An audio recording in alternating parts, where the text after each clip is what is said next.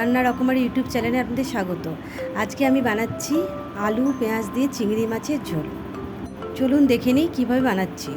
প্রথমে আমি মিডিয়াম সাইজের চিংড়ি মাছ নিয়ে নিলাম। এইভাবে ছাড়িয়ে নেব মাথাটা, আর এই খোলাগুলো এইভাবে ফেলে নিতে হবে। আমি আরেকবার দেখাচ্ছি, এইভাবে মাছগুলোকে পরিষ্কার করে নিয়ে নিতে হবে।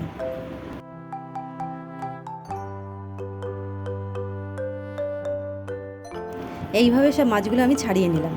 এখানে আমার মাছের ঝোল করার জন্য লাগছে আলু আর পেঁয়াজ, রসুন, আদার পেস্ট করব আর টমেটো। এবার নুন হলুদ দিয়ে মাছগুলো মাখিয়ে নেব। এবার কড়াইতে সর্ষের তেল দিলাম, দিয়ে মাছগুলো ভেজে নেব। আমার রান্না যদি আপনাদের ভালো লেগে থাকে, আমার চ্যানেলে এরকম অনেক রকম রেসিপি রয়েছে, তার লিঙ্ক আই বাটনে দেওয়া রয়েছে, দেখে আসার অনুরোধ রইল।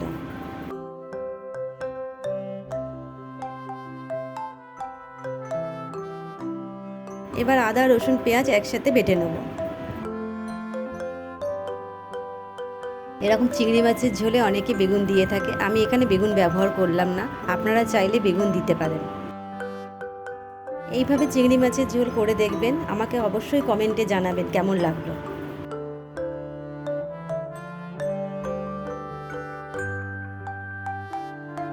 মাছগুলো আমার ভাজা হয়ে গেছে, এবার তুলে নেব। ওই মাছ ভাজার কড়াইতেই আমি এবার একটু তেল দিয়ে দিলাম, দিয়ে জিরে ফোড়ন তেজপাতা দিয়ে আলুগুলো ভেজে নেব।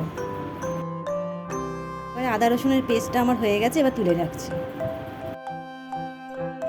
আলুগুলো নুন হলুদ দিয়ে ভালো করে লাল লাল করে ভেজে নেব।